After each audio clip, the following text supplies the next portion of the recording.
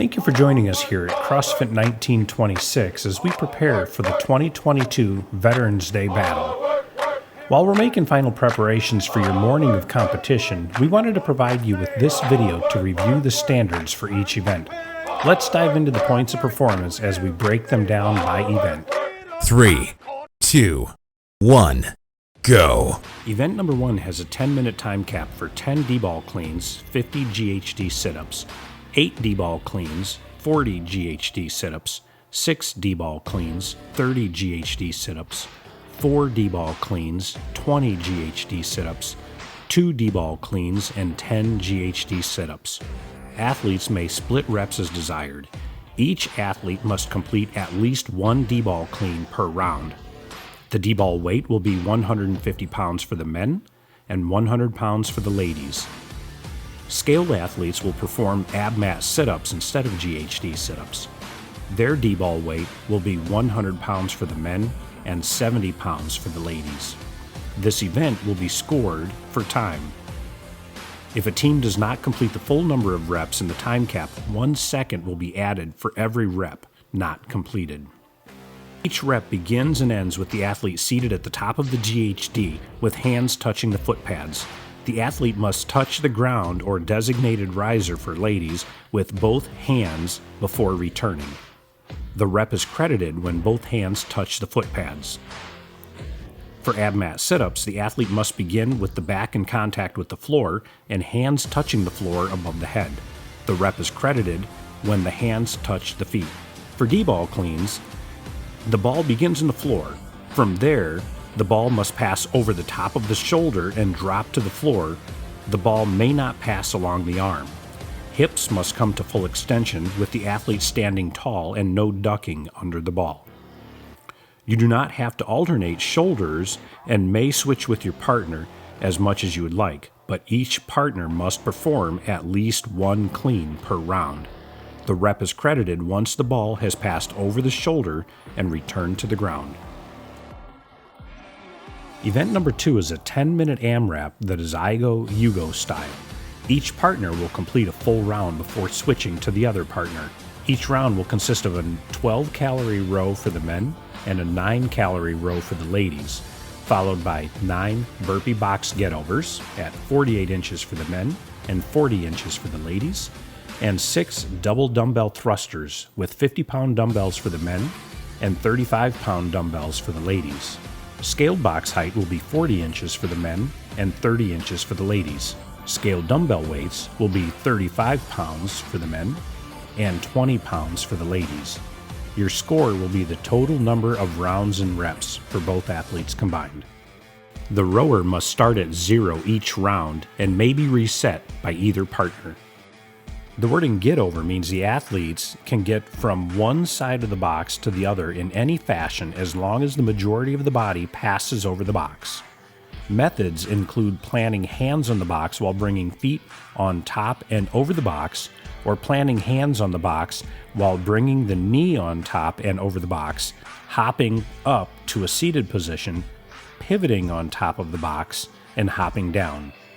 The rep is credited once the athlete has both feet on the ground after passing over the top of the box. For dumbbell thrusters, each set of dumbbell thrusters begins with the dumbbells on the ground. Hold the dumbbells in the front rack position during the squat.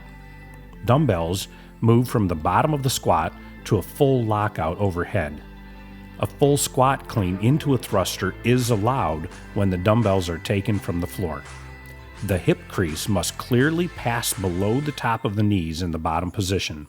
The rep is credited when the dumbbells are locked out overhead with the hips, knees, and arms fully extended, and both dumbbells are directly over or slightly behind the middle of the body. Event number 3 is 3 rounds for time with a 10-minute time cap. Each round will consist of synchronized wall walks, kettlebell swings, and double unders. Round 1 will be 5 synchro wall walks, 20 kettlebell swings, and 100 double unders. Round 2 will be 3 synchronized wall walks, 20 kettlebell swings, and 100 double unders. Round 3 will be 1 synchronized wall walk, 20 kettlebell swings, and 100 double unders. kettlebell weights will be 70 pounds for the men and 53 pounds for the ladies. Athletes may split the kettlebell swings as desired, and athletes may split the double unders as desired. In the time remaining, athletes will complete as many bar muscle-ups as possible. Scaled athletes will complete synchronized hand-release push-ups instead of synchronized wall walks. Their kettlebell weights will be 35 pounds for the men and 26 pounds for the ladies, and they will complete single unders instead of double unders.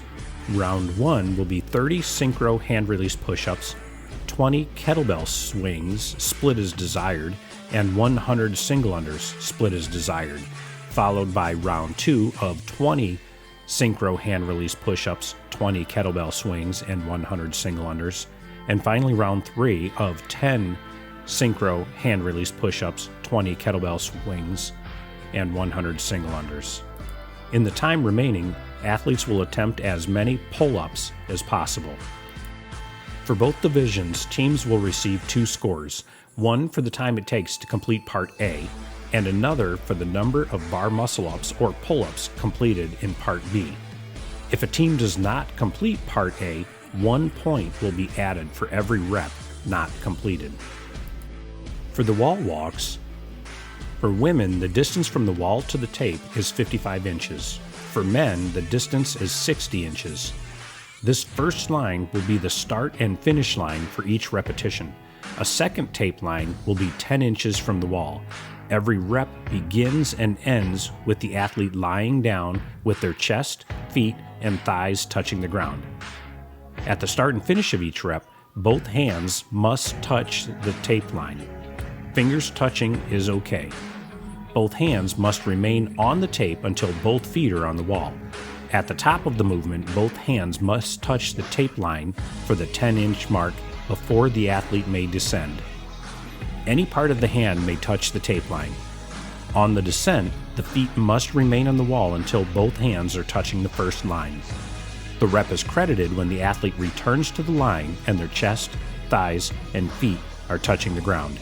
Any part of the hand may make contact with the tape line. The synchronization happens at the start of the rep, meaning both athletes must begin the wall walk at the same time. They do not have to be synchronized at the line on the wall. For hand release push-ups, the elbows must be locked out at the top of the push-up. The athlete may be on their knees or in a planked position. The chest must touch the floor. Then, the hands must be lifted completely off of the ground. Synchronization happens at the beginning of each rep. Both athletes begin the push-up at the same time, but do not have to both be locked out at the same time. For kettlebell swings, the exercise starts with both hands on the handle of the kettlebell. The rep is completed when the kettlebell is straight overhead with full lockout of the elbows, hips, and knees. For double unders, the rope passes under the feet twice for each jump. For scale divisions, the rope passes under the feet once for each jump.